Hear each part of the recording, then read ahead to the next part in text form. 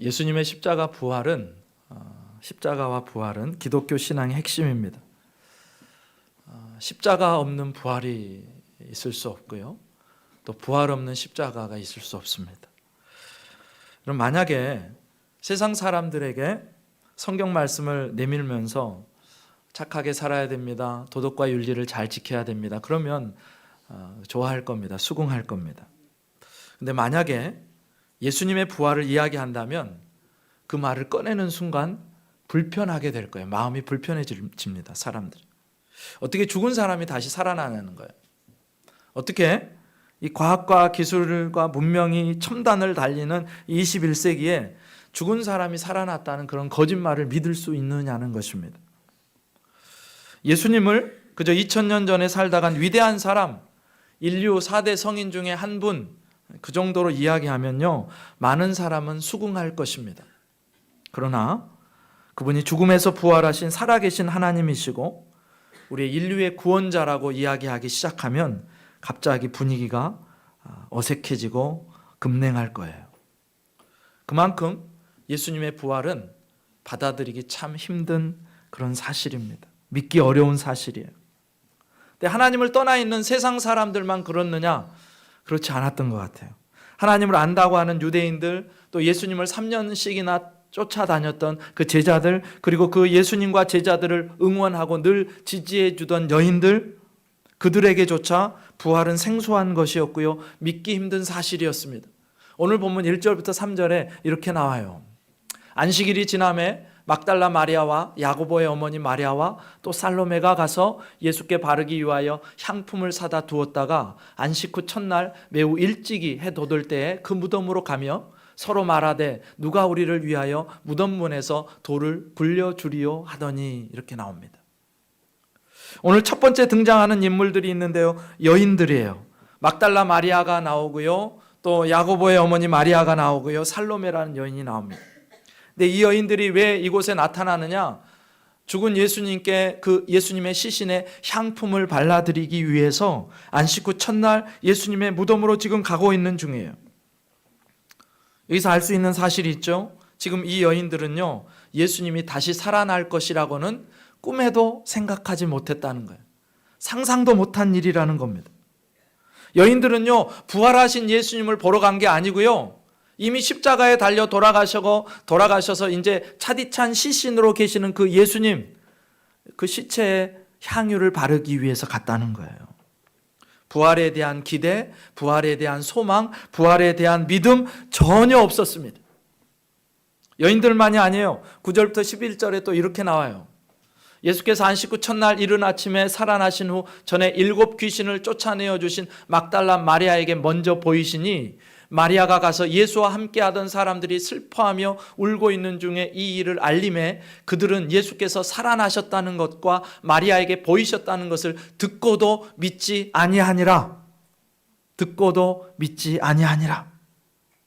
여인들뿐만이 아니라 부활하신 예수님을 만나고 제자들에게 곧장 그 소식을 알려주었던 막달라 마리아의 소식을 듣고도 제자들이 보인 반응이 뭐냐? 믿지 아니하였더라예요. 믿을 수 없었더라. 불신했다는 거예요. 예수님의 죽음 때문에 너무너무 괴롭고 두려워하고 슬퍼하고 울고는 있는데 진짜 예수님이 살아나셨다, 부활하셨다, 그 소식을 듣고는 정작 믿지 아니하였더라. 여인들과 마찬가지로 제자들 또한 예수님의 부활에 대해서 기대도 없었고 소망도 없었고 믿음도 없었어요. 근데 제자들의 불신은 거기서 그치지 않습니다. 12절, 13절 같이 한번 읽어볼까요? 시작. 그 후에 그들 중 2 사람이 걸어서 시골로 갈 때에 예수께서 다른 모양으로 그들에게 나타나시니 2 사람이 가서 남은 제자들에게 알리었으되 역시 믿지 아니하니라. 아멘. 마지막 부분에 뭐라고요? 역시 믿지 아니하니라. 시골로 가던 2 사람이 예수님 만난 후에 다시 돌아와가지고 제자들에게 또 알려주는데 막달라 마리아의 말을 듣고도 믿지 않았어요. 그 다음에 이 2 제자의 말을 듣고도 믿지 않았어요. 그렇게 부활의 소식을 듣고도 믿지 않는 제자들을 예수님께서 나타나셔서 책망하시는데 14절에 이렇게 나와요. 그 후에 11 제자가 음식 먹을 때에 예수께서 그들에게 나타나사 그들의 믿음 없는 것과 마음이 완악한 것을 꾸짖으시니 이는 자기가 살아난 것을 본 자들의 말을 믿지 아니함일러라. 오늘 본문이요 계속해서 강조하고 있는 게 뭐냐면요, 예수님이 부활하셨는데, 약속대로 부활하셨는데, 말씀대로 부활하셨는데, 정작 여인들은, 정작 제자들은 그 부활의 주님을 믿지 아니하였더라. 어쩌면 세상 사람들이 믿지 않는 게요 너무너무 당연한 거예요. 예수님을 3년 동안 따라다니며 기적을 보고 사람을 살리는 걸 보고 병을 고치는 걸 보고 그 모든 기적을 옆에서 지켜봤던 예수님의 제자들, 3년 동안 같이 있던 제자들도 못 믿는데 세상 사람들이 어떻게 믿어요? 그 예수님을 가까이서 모시던, 너무너무 예수님을 사랑해서 예수님께 향품을 부어드리려던 그 여인들도 못 믿는데 누가 믿을 수 있겠어요? 그러니까 오늘 본문이 우리에게 하고 싶은 이야기는 뭐냐면요, 당시에 예수님께서 사흘 만에 부활하실 것이라고 기대하는 사람 이 세상에 단 한 명도 없었다는 거예요. 사람들은요 부활의 주님을 기대할 수도 없었고요 믿을 수도 없었다는 거예요. 아무도 믿지 않았고 아무도 기대하지 않았어요. 그런데 그렇게 아무도 믿지 않고 기대하지 않았는데 예수님께서는 말씀대로 3일 만에 살아나셨습니다. 아멘? 네, 3일 만에 살아나셨어요. 물론 당시 유대교 안에요 부활 신앙이 없었던 건 아니에요. 근데 그 부활이라는 것이 역사의 마지막 날 부활이 일어날 것이라고 생각했어요. 하나님의 나라가 완전히 회복됐을 때, 그때가 어떤 때냐면요, 이사야에 그런 표현이 나와요. 어린이가 독사굴에 손을 넣어도 해를 당하지 않고, 사자들이 어린 양과 함께 풀밭에서 뛰놀고, 그때는 뭘 먹는지 아세요? 사자가 풀을 뜯어 먹는데요. 그런 시대가 오는데, 그때 그 종말의 마지막 때 하나님의 나라가 완전히 회복됐을 때는 모든 사람이 다 부활할 것이라는 걸 믿는데, 그런데 메시아가 죽는다? 그런 메시아가 살아난다? 그런 신학과 그런 철학은 없었어요 그때. 그러나 예수님은 인간의 모든 생각을 깨뜨리시고 말씀대로 3일 만에 부활하신 줄 믿습니다. 하나님의 생각은요 우리 생각과 달라요. 하나님의 전능하심은요 죽은 자를 일으키실 수 있는 전능하심이에요. 불가능이 없는 전능하심이에요. 근데 오늘 본문에 보면요, 이 부활을 이 사람들은 다 믿지 못했는데 부활은 너무너무 명확한 것입니다. 진실입니다. 사실입니다. 이 글을 기록한 마가가요 몇 가지 증거를 우리한테 보여줘요. 첫 번째 증거가 뭐냐? 증인들이 여자였다는 거예요. 아니 목사님, 그게 어떻게 증거가 돼요? 여러분, 빈 무덤을 발견하고요 천사들로부터 예수님의 부활 소식을 전해 들은 것도 여자들이었어요. 처음 예수님의 모습을, 부활하신 모습을 처음 목격한 것도 여자였어요. 막달라 마리아. 근데 이게 부활의 확실성에 대한 한 가지 증거가 됩니다. 왜 그럴까요? 만약에 조작하려고 했다면요 여자를 증인으로 세우면 안 돼요. 당시에 여자의 증언은요 법적인 효력이 단 1도 없어요. 여자들 100명이 와서요 법정에서 증언을 해도 그 증언이 받아들여지지 않아요. 여자는요 사람 축에도 끼지 못했어요 당시에. 근데 그 여자를 증인으로 세웠다, 첫 증인이다, 사실이 아니고서는 설명이 안 된다는 것입니다. 그렇게 어리석게 여자를 증인으로 세울 만큼 이 마가복음을 기록한 마가가 어리석지 않아요. 바보이지 않아요. 그런데 다 알고 있음에도 불구하고 여자의 증언이 아무런 효력이 없음에도 불구하고 여자를 첫 번째 증인으로 내세운 이유는 그 부활이 진짜로 사실이었기 때문에 그런 거예요. 그 다음에 부활의 두 번째 증거가 있어요. 부활의 두 번째 증거는 뭐냐? 빈 무덤입니다. 빈 무덤이 왜 그렇게 중요할까요? 빈 무덤이라는 건요 시체가 없다는 얘기예요. 사라졌어요. 누군가 가져갔든지 아니면 진짜로 살아나셨든지.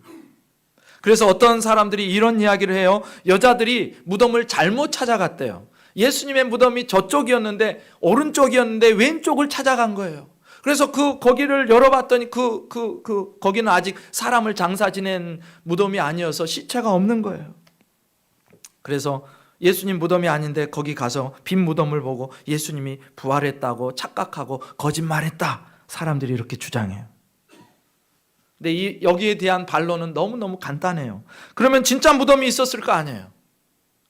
진짜 무덤 안에 예수님의 시체가 있었을 거 아니에요.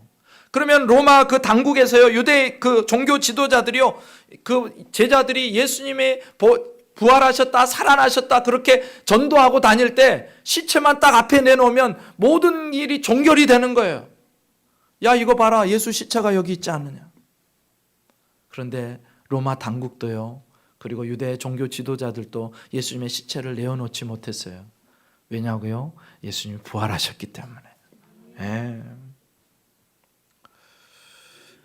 또 다른 가능성이 있겠죠. 다른 사람들은요, 제자들이 훔쳐갔을 거라고 그렇게 또 생각하는 사람들이 있어요. 그러면 무덤이 비어 있겠죠. 훔쳐갔으니까. 그런데 그러면 더 말이 안 되는 게요, 시체를 훔쳐놓고 다른 곳에 예수님 시체를 모셔놨다고 한번 생각해 보세요.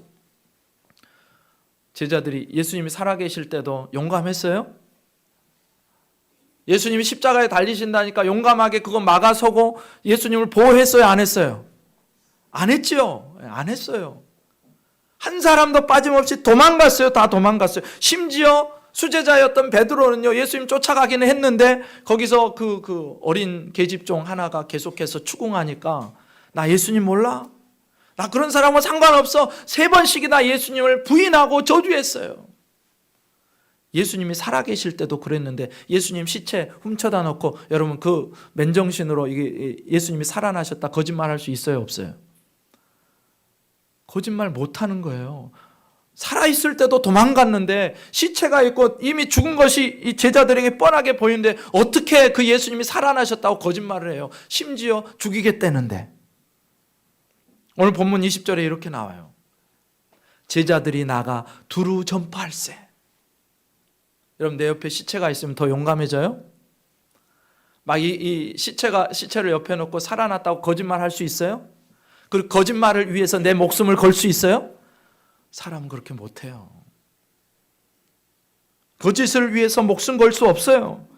부활이 아니면요, 제자들이 하루아침에 바뀐 사실을 설명할 길이 없어요. 예수님이 살아나신 게 아니면요, 예수님의 부활을 설명할 길이 없다고요. 그러니 결론은 하나입니다. 진짜로 제자들이요, 부활하신 예수님을 만난 거예요. 아멘이십니까? 예, 주님이 부활하셨고 그 부활하신 주님을 진짜로 만났으니까 그 전에는 벌벌 떨던 제자들이요, 이제는 죽이겠다고 협박해도 나가서 예수님 살아나셨다, 너희가 십자가에 못 박은 예수님이 살아나셨다, 부활하셨다, 예수님을 믿으라, 그렇게 전도할 수 있었다는 것입니다. 또 부활의 증거가 있어요. 오늘 본문에 나오는 증거. 부활하신 예수님을 처음에는 한 사람이 만나요. 막달라 마리아. 근데 나중에는 어떻게 돼요? 2사람이 만나요. 근데 더 나중에는 어떻게 돼요? 11명의 제자가요, 밥을 먹다가 그 예수님이 나타나신데 그 부활하신 예수님을 11명이 만나요. 어떤 사람은 그런 얘기를 해요. 그거 집단적인 최면에 걸려서 잘못 본 거 아니냐? 환각 상태에서 환상을 본 거 아니냐? 한 명이면 혹시 그럴 수는 있어요. 근데 2명부터는 불가능해요. 11명이요? 11명이 동시에 같은 환상을 봐요? 11명이 동시에 같이 환각에 걸려요? 최면에 걸려요? 집단 환각에 걸려서 예수님이 살아나지도 않았는데 예수님 마치 내 앞에 계신 것처럼 만나요? 그럴 수 없어요. 심지어 나중에 고린도전서에서 보면요, 바울이요, 500여 형제가 그 예수님을 만났대요. 그 500명이요, 한꺼번에 집단적으로 최면에 걸려서 환상을 보는 건 불가능한 일이에요. 고린도전서 15장에 이렇게 나옵니다. 성경대로 사흘 만에 다시 살아나사 게바에게 보이시고 후에 12제자에게와 그 후에 500여 형제에게 일시에 보이셨나니 그 중에 지금까지 대다수는 살아있고 어떤 사람들은 잠들었으며 그 후에 야고보에게 보이셨으며 그 후에 모든 사도에게와 맨 나중에 만삭되지 못하여 난 자 같은 내게도 보이셨느니라. 부활하신 예수님이요, 한 사람만 본 게 아니에요. 착각한 게 아니에요. 귀신 들려서 잘못 본 게 아니에요. 환상을 본 게 아니에요. 최면에 걸린 게 아니에요. 한 사람, 2사람, 11사람, 500여 문도, 그리고 그 예수님 승천하실 때는요, 수많은 사람들이 그 예수님을 똑똑히 봤어요. 그리고 고린도 전서를 바울이 쓰고 있을 때요, 아직도 그 예수님을 봤던 500명 중에 아직도 태반이나 살아있대요. 그러니까 야, 의심나? 그러면 가서 물어봐. 자신이 있는 거예요. 왜요? 진짜로 부활하신 예수님을 만났기 때문에. 예. 우리 예수님 진실로 부활하셨습니다. 우리 예수님 지금도 살아계십니다. 우리 예수님 반드시 다시 오십니다. 예, 맞아요. 우리 예수님 진짜로 부활하셨어요. 근데 세상에는 이건 충격적인 일이에요. 믿지 못할 일이에요. 불가능한 일이래요. 그런데 하나님께는요, 불가능이 없어요. 예. 그렇게 예수님이 부활하셨는데, 예수님의 부활만큼은 아니지만 또 하나의 충격적인 일이 오늘 본문에 기록되어 있는데, 그게 뭘까? 예수님의 부활만큼이나 충격적인 일이 또 하나 있는데 그게 뭘까? 여러분 궁금하지 않으세요? 뭐가 그렇게 엄청난 일인가? 답을 말씀드릴게요. 예수님께서 제자들에게 복음 전파의 사명을 맡기셨다는 거예요. 이게 왜 충격적인 일일까? 우리 15절 16절 말씀 함께 읽어봅니다. 시작. 또 이르시되 너희는 온 천하에 다니며 만민에게 복음을 전파하라. 믿고 세례를 받는 사람은 구원은 얻을 것이요 믿지 않는 사람은 정죄를 받으리라. 아멘. 복음 전파는요, 예수님이 엄청나게 중요하게 생각하신 일이에요. 최고로 중요한 일. 이 일을 위해서 주님이 십자가에 달려 돌아가셨고요, 부활하셨고요, 승천하세요. 여러분, 중요한 일은 누구한테 맡겨야 돼요? 중요한 일은 누구한테 맡겨요? 믿을 만한 사람한테 맡겨야 되는 거예요. 그런데 보세요. 제자들이요, 믿을 만해요? 제자들이 믿을 만한가요? 그렇지 않아요. 그렇지 않아요. 듬직해요? 아닌 것 같아요. 수제자 베드로는 3번씩이나 예수님 부인하고 저주했어요. 이제 완전히 그로기 상태예요. 이제 심정적으로는요, 완전히 이제 일할 힘을 완전히 다 상실한 상태예요. 배가 좌초된 거예요. 그럼 다른 제자들은 괜찮았느냐? 그렇지 않습니다. 예수님이요, 너희가 오늘 밤에 다 나를 팔리라 그랬을 때요, 한 사람도 빠짐없이 절대로는 우리는 주님 안 버릴 거예요. 예수님 우리가 지켜드릴 거예요.